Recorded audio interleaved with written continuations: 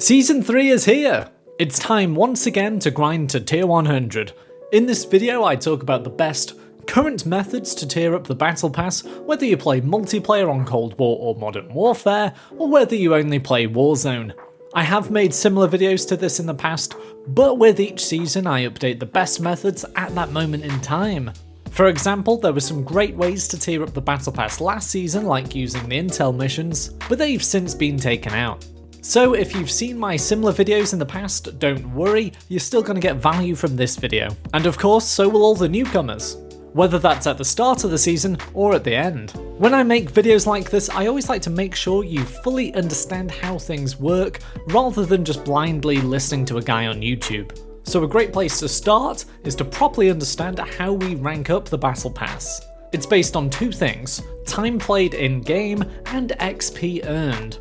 Roughly, it appears that for every minute you play, that amounts to about 1% of a battle pass tier, and every 1000 XP is about 1% of a tier.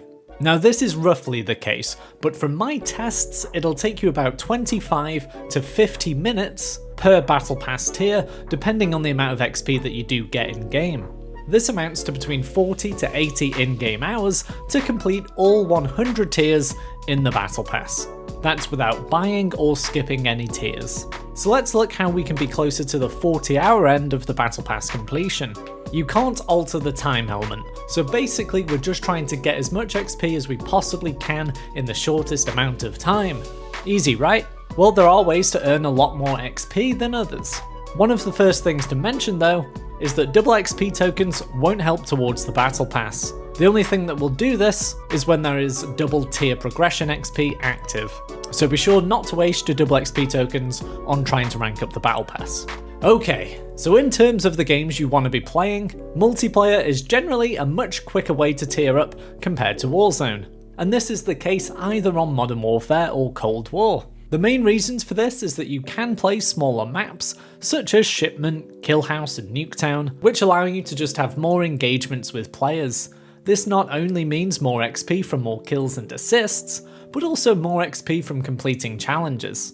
Now that seems pretty simple, right? Get into games and get more kills and things like that. But that's just the beginning. The rest of the video is now applicable for all Call of Duty players, whether that's multiplayer or Warzone only, as we're gonna go through the best ways to increase XP, which exist in all aspects of the game.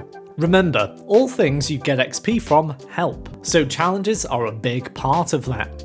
On Cold War, they make it really helpful by having a page just for near completed challenges, so you can focus on certain actions in your next game to rank up.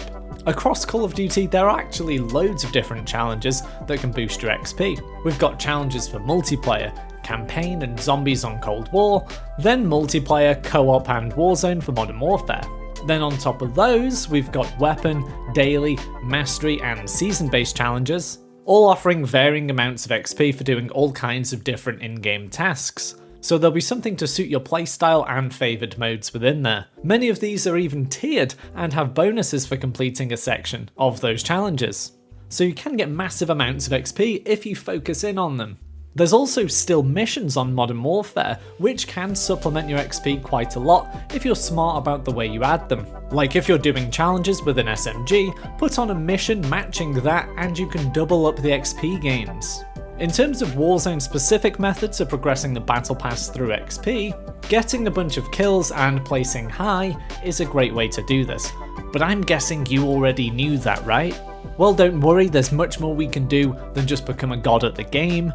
Just, well, doing things in Warzone actually gives out XP. So simple things like buying stuff at the shop gives out good XP, which can build up quite a lot over time. Buying the loadout, for example, gives out the most, so be sure to be that person in your squad who buys it. On top of that, the best method in Warzone to tier up the battle pass and gain a bunch of XP for weapons and prestiging is through contracts. Whether that's doing bounties, scavengers, most wanteds, or supply runs. The most wanted contracts, when they get added back to the game, offer up to 1400 XP for completing them, but it does depend on whether you're in duos, trios, or quads. Obviously, all the different contracts vary in difficulty, and there's different amounts of risk attached to them. For example, there's a reason most wanted contracts give out so much XP, and that's because you give your location to the whole damn map. Anyone that watches my streams here on the channel knows that I'm a big fan of Most Wanteds, and I actually use them a lot. I actually made a video on how Most Wanteds can increase your chances of winning games, which is available as a clickable card here in the top right corner and down in the description. The rest of the contracts are easiest to complete in Plunder since you can respawn and they give out the same XP as normal Battle Royale. So if you're looking to purely tier up your Battle Pass, that's the place to go on Warzone. But if you're looking to play some games of Warzone and at the same time increase the speed at which you go through tiers, then these extra contracts are well worth picking up. Just a quick note on contraband contracts. I know these are rarer and harder to get, but they do offer massive amounts of XP and cash. If you can do them successfully, by all means complete them. But they are very dangerous to attempt, as they are usually very far away, require a lot of travelling around the map, and when you're there, you actually announce your location to everyone. So unless you're with a solid squad, or you're sure you can complete it, I wouldn't bother. Especially when there's other standard contracts which are much easier to complete. Now the best thing about completing contracts is that they compound and multiply for each one you complete. So the more you do in one game, the more bonuses you get, which then gives you more standard XP, more weapon XP, and more cash in game to increase your chances of winning. Recon contracts and supply runs are great to do this. They offer slightly less XP reward than the others, but they're usually easier and you can do loads in a short amount of time, especially if you have a vehicle with a trophy on it. Now what is really good about this compounding XP bonus is that if your squad do die and you've been doing a bunch of contracts, you can just do one contract and get loads of cash from it for easy revives later in the game.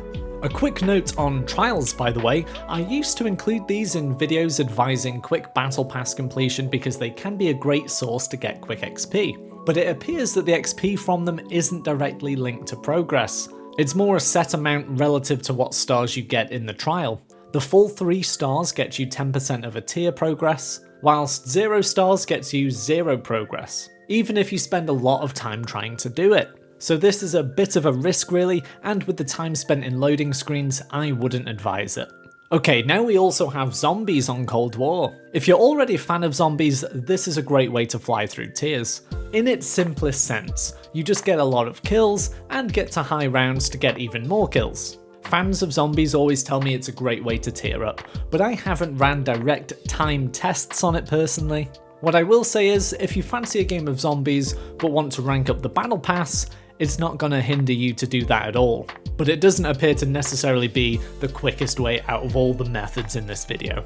For those that don't have the full game of Cold War or multiplayer, be sure to look out for free multiplayer or zombie trials. I'm always quick to post about them on the channel, so make sure you're subscribed with notifications on to be right on the ball. But for now, that's all from me. I hope this video helps you fly through the Battle Pass. If you did find it helpful, remember to give it a like, and if you want to see more Call of Duty videos, shorts and streams, why don't you subscribe? Bye for now.